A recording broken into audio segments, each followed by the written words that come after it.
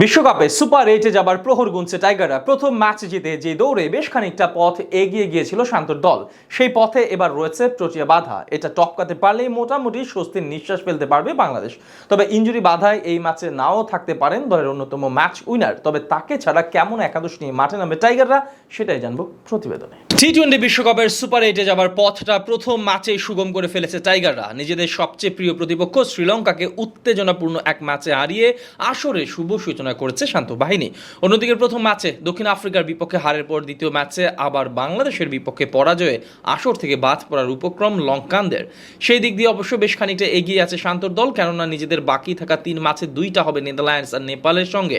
কাগজে কলমে 2টা ম্যাচেই ফেভারিট থাকবে টাইগাররা, আর এই 2 ম্যাচ জিততে পারলেই নিশ্চিত হয়ে যাবে টাইগারদের সুপার 8-এর টিকিট। এদিকে তুলনামূলক 2 দুর্বল দলের বিপক্ষে খেলার আগে অবশ্য বড় এক পরীক্ষা দিতে হবে শান্তর দলকে। সোমবার নিউ ইয়র্কের নাসাউ কাউন্টি ক্রিকেট স্টেডিয়ামে মাঠে নামতে হবে গ্রুপের শীর্ষে থাকা সাউথ আফ্রিকার সাথে। 2 ম্যাচে 2টাতেই জয় পেয়ে সুপার 8-এর দৌড়ে বেশ স্বাচ্ছন্দ্যে আছে প্রোটিয়ারা। বাংলাদেশের সাথে ম্যাচ জিততে পারলেই ডি গ্রুপ থেকে সবার আগে নিশ্চিত হবে তাদের প্লে অফ খেলার টিকিট। তবে যতটা সহজে প্লে অফে যাবার কথা ভাবছে প্রোটিয়ারা, ততটাও সহজ হতে দিতে চাইবে না টাইগাররা। লঙ্কানদের বিপক্ষে যেভাবে পারফর্ম করেছে মুস্তাফিজ তাসকিনরা, তাতে করে প্রোটিয়াদের ঘাম না ঝরিয়ে ছাড়বে না বাংলাদেশ, সেটা বলাই যায়। তবে ব্যাটিং দুর্বলতার কথাও অবশ্য মাথায় রাখতে হবে শান্ত লিটনদের, কেননা দক্ষিণ আফ্রিকার মতো দলের সাথে টপ অর্ডার ফেল করা মানেই ম্যাচের ফলাফল নেগেটিভ দিকে যাওয়া। এমন মহা গুরুত্বপূর্ণ এক ম্যাচে একাদশে সামান্য কিছু পরিবর্তন ছাড়াই খেলতে নামতে পারে বাংলাদেশ। তবে শরীফুলের ইনজুরির দিকেও বাড়তি নজর থাকবে শান্তর দলের।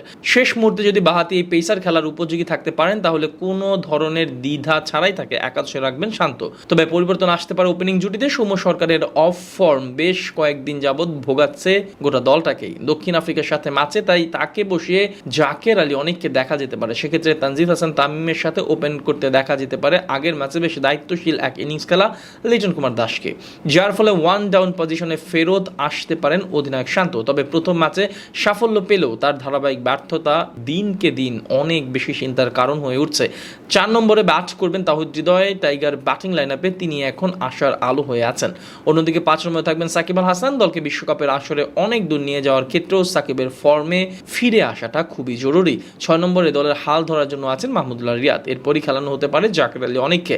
বোলিং ডিপার্টমেন্টে সাকিব ছাড়াও একাদশে থাকবেন আরেক স্পিনার। আগের ম্যাচ জয়ের নায়ক রিশাদ হতে পারেন এই ম্যাচেরও এক্স ফ্যাক্টর। বাকি 3 পজিশনে 3 জন পেসার খেলাবে বাংলাদেশ। সেক্ষেত্রে তাসকিন মুস্তাফিজের পাশাপাশি তৃতীয় পেসার হবেন তানজিম সাকিব। আর যদি কিনা শরীফুলের ইনজুরি জনিত সমস্যা না থাকে, তাহলে সাকিবের জায়গায় খেলতে পারেন এই বাহাতি।